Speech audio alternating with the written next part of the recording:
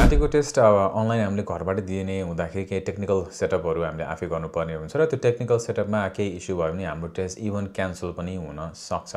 परीक्षा दिइरहेको बेलामा कसैले केही नभने तापनि परीक्षा सकिसकेको 2-3 दिनपछि अरू इभन 1-2 हप्तापछि नि टेस्ट क्यान्सल भनेर इमेल आउन सक्छ। जस्तो यहाँ स्क्रिनमा हेर्न सक्नुहुन्छ। मैले एकजनाको इक्जाम्पल राखेको छु तर यस्तो धेरैजनाको भइसकेको छ। मलाई एकजना स्टुडेन्टले एक भिडियो बनाइदिनुहोस् न, फोन कता राख्ने सबैलाई थाहा हुन्छ, मेरो जस्तो इस्युहरूलाई नहोस् भनेर भन्नुभएको थियो है। त्यही भएर मैले यो भन्दैछु। यहाँ इमेल यदि यहाँ हेर्नुभयो भने चाहिँ Thank you for approaching Nati regarding your query. Our records indicate your latest test has been invalidated due to the failure of adhering to test rules. In particular, your mobile phone has been incorrectly placed and therefore failed to show your workspace and note-taking. We strongly advise you to familiarize yourself. Test policy लिङ्कहरू राखिदिएको छ। त्यसपछि next test 4 मार्चमा दिएको छ, जुन अहिले धेरै टाढा छ नेक्स्ट अवेलेबल सेसनहरू। अनि लास्ट प्याराग्राफमा चाहिँ if you need to sit the test urgently because your current visa is expiring soon, please provide documentary evidence and we will look into scheduling earlier test for you भनेको छ है। त्यस्तो केही genuine reason छ भने त्यो test रिस्केड्युल अलि अगाडि पनि गरिदिनु पनि सक्छ नाटीले। बट एनिवेज भने अब यहाँ कुरा के आउँछ भन्दाखेरि फोनको प्लेसमेन्ट चाहिँ कता राख्ने भन्ने आउँछ है। सो त्यहाँ हामीले टेस्टको दिनमा जब सेटअप गरिराखेको हुन्छ त्यहाँ देखाएको पनि हुन्छ फोन कता राख्ने भनेर। तर त्यो फोनको क्यामेराले गर्दाखेरि चाहिँ कतिको टेस्ट यो फोनको प्लेसमेन्ट नमिलेको जस्तो देखिन्छ। यहाँ इमेलमा पनि लेखेको छ फोनको क्यामेरा चाहिँ हामीले फोन छेउमा राख्नुपर्छ। हाम्रो टेस्ट 3टा भिडियो रेकर्डिङ भइराखेको हुन्छ है। एउटा हाम्रो वेब क्यामको, एउटा ल्यापटपकै स्क्रिन सेयरको रेकर्डिङ हुन्छ भने अर्को चाहिँ हाम्रो फोनको क्यामेराले।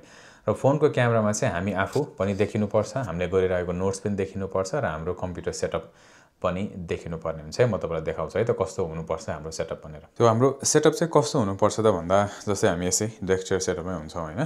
सो यहाँ पे ल्यापटप र नोट टेकिङ गर्न कलम कापी लिएर बसेको हुन्छौँ र हाम्रो टेस्टको रेकर्डिङ वेब क्यामले रेकर्डिङ गरिराखेको हुन्छ, हाम्रो स्क्रिनको एक्टिभ रेकर्डिङ भइरहेको हुन्छ। र प्राय नभनौँ तर कति स्टुडेन्टहरूले चाहिँ सेटअपमा बिगार्ने भनेको मोबाइलको प्लेसमेन्ट, फोन चाहिँ कहाँ राख्ने भन्ने कुरा चाहिँ हुन्छ है।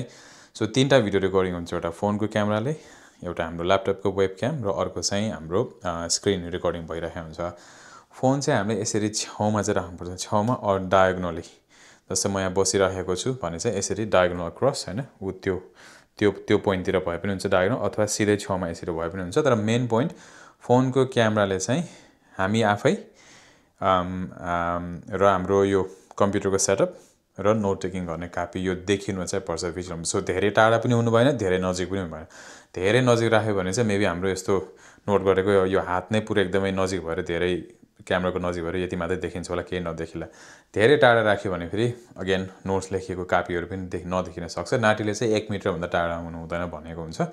र सेटअप गर्दाखेरि इस्यु चाहिँ कतिको के हुन्छ होइन, फोन यसरी हामी राख्छौँ, फोन भर्टिकल चाहिँ यसरी नै हुन्छ है, ल्यान्डस्केप मोडमै हुन्छ। फोन चार्जमै राख्नुपर्छ, 1 घन्टासम्म टेस्ट जान सक्छ।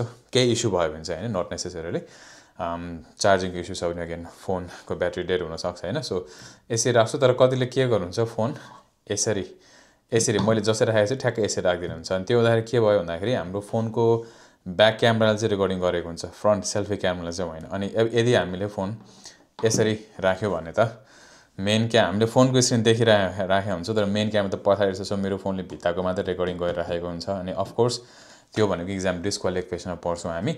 र हामीले इक्जाम दिइराखेको बेला चाहिँ त्यहाँ live monitoring each and every moment सबैजना गरिराख्ने मान्छेहरू हुँदैन होइन, ऱ्यान्डमली चेक गरिराखेको हुन्छ। वी क्यान आस्क देम, हामीलाई स्योर छैन भने त्यहाँ अनलाइन सपोर्ट अभाइलेबल हुन्छ, क्वेसन मार्कको त्यो सिम्बल जस्तो हुन्छ, त्यहाँ गएर हामीले सोध्न सक्छौँ होइन आफ्नो सेटअप ठिक छ कि छैन भनेर।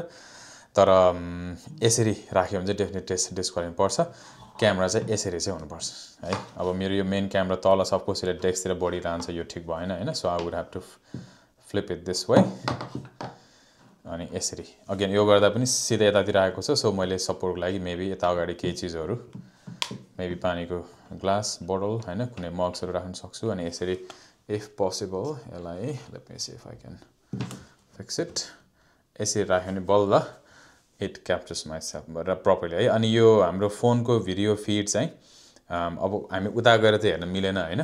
कस्तो छ भनेर हाम्रो ल्यापटपमा चाहिँ देखाएको हुन्छ सुरुमा, त्यसको फेरि यता चाहिँ हुन्छ है। सो त्यसरी चाहिँ हामीले फोनको प्लेसमेन्ट ठिक छ कि छैन भनेर चेक गरेर इक्जाम दिन मिल्छ। र एकदमै इम्पोर्टेन्ट कुरा चाहिँ हो यो, फोनको प्लेसमेन्ट नमिल्दाखेरि कतिको इक्जाम डिस्क्वालिफाई पनि भएको छ। सो यो भयो एउटा कारण। यो बाहेक अन्य कारणहरू पनि छ है टेस्ट डिस्क्वालिफिकेसन हुन सक्ने र पहिला भएको पनि। म यो भिडियो धेरै लामो नहोस् भने अहिले चाहिँ भनेन, म पछि अरू भिडियोमा चाहिँ भन्नेछु। Thank you.